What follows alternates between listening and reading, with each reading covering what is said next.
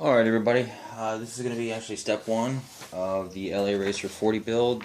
It says here, in its lovely directions here, is to install the aileron servos at the bottom of the wing.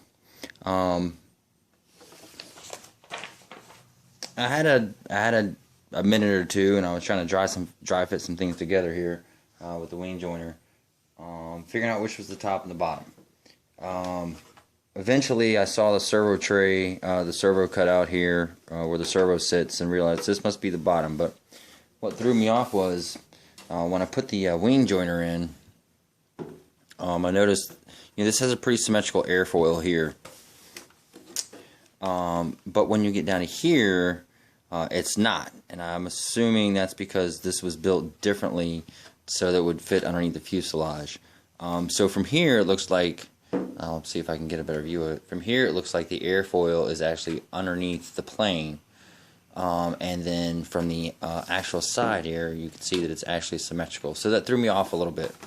While I was figuring all that out, it said to cut the holes for your servo and then run your servo lead through the wing. So I was like, okay, this is the bottom of the wing, so the servo lead must come out of the bottom of the wing here. So I cut out a couple little holes on both wings, just big enough for the servo lead to fit through the connector itself. I was like, well, that's funny. Why would it have me cut an already assembled plane? That's pretty silly if you ask me. So I went back to the instructions and looked at the instructions and looked at the box and looked at the instructions and tried to fit some things together, and basically, it looks like in the manual,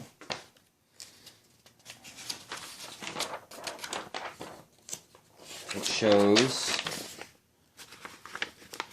there's a square cut out there, and then it's got a little circle there where the servo lead comes out. I'll see if I can bring that a little closer there.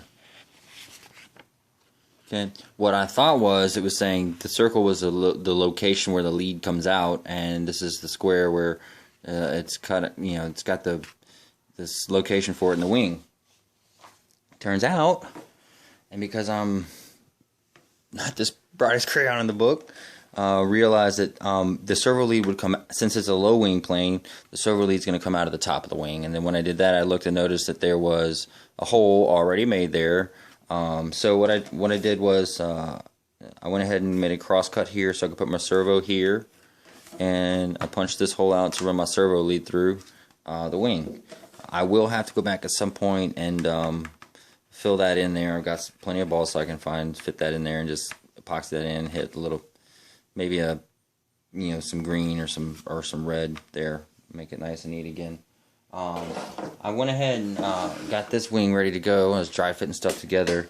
I took a tool that I made out of some old push rod here. So it's got a hook on one end, and I actually ran it through the hole. Actually, I'm sorry, that'll be opposite here. I ran it through this hole here at the end and up through the bottom, and just grabbed this end of the servo lead here and pulled it through.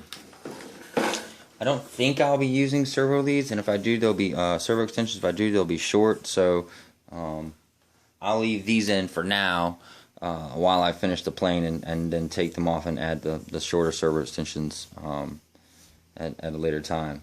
But anyway, so basically what you got to do here is you'll take your servo lead there, and I'll go ahead and just kind of pull this through.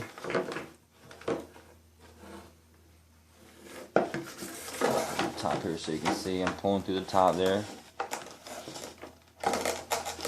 And at the same time, I'm going to go ahead and put my servo in the compartment and finish pulling the lead.